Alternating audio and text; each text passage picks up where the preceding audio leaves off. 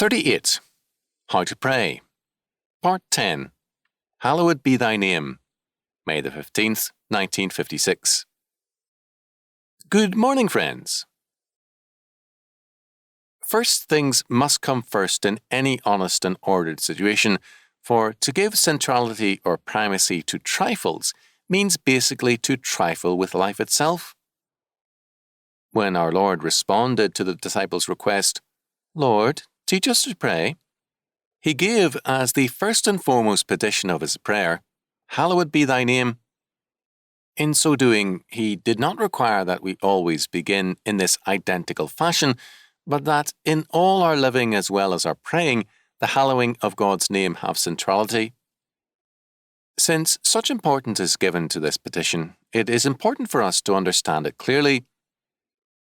It means that we must regard with holy awe and reverence God's character or essence, that we must give glory to God as He is in Himself, not in terms merely of His relationship to us and His goodness towards us. It means that our first desire must be for the glory of God, and our joy must be in its manifestation. It compels us to recognize that because God alone is God and we but creatures, the glory of God is our only true hope for good. We cannot ask God to stop being God in order to indulge us in our hope of man-centered glory. Our surest hope of finding answers to all our creaturely hopes is to seek God's glory in terms of His Word. A carburetor built for a particular model automobile will only work in terms of that car because it was created for a specific function and none other.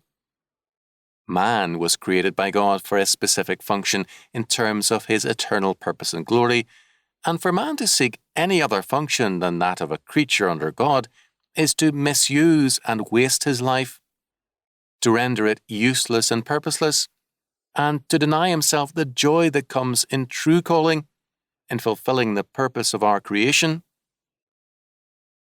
To hallow God's name means, moreover, to know God, not according to our thoughts, but according to His thoughts, not according to our reasoning, but according to His revealing.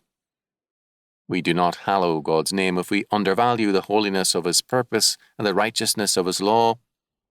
We cannot expect God to act like a sentimental or doting grandfather who indulges his loved ones.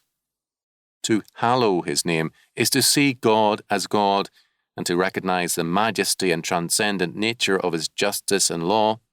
But neither do we hallow God's name if we reduce Him to an impersonal law and a soulless justice. God is never to be confused with a rigid determinism and an inflexible causality. "When ye pray," said Jesus, "say, Our Father which art in heaven," Luke 11:2.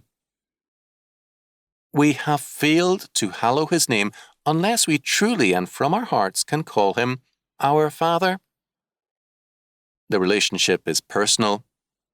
The starting point of all true prayer is a recognition of God as He is and as He reveals Himself to be toward us. He is not to be called my Father.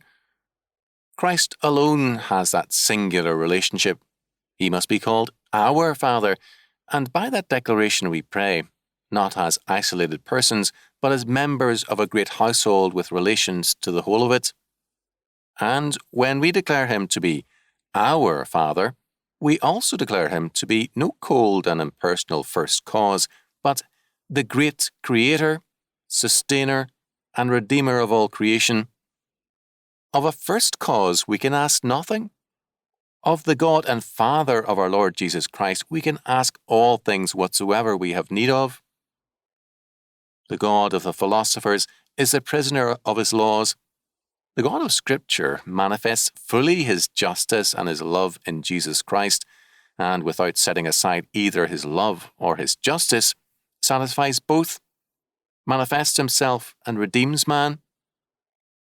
He is a God of law, but not the prisoner of law. He is our Father, and the Almighty and Omnipotent One, the only truly free being. And we, in our sin and our bondage, can pray to Him in His freedom and law and call Him Our Father, and be assured of his readiness to answer. Let us therefore hallow his name, that we might live in terms of our God-given function and calling, and might fulfill our creaturely hopes, given by God for a purpose, to be brought to him in prayer, and to be submitted to his loving care. Our Father which art in heaven, hallowed be thy name.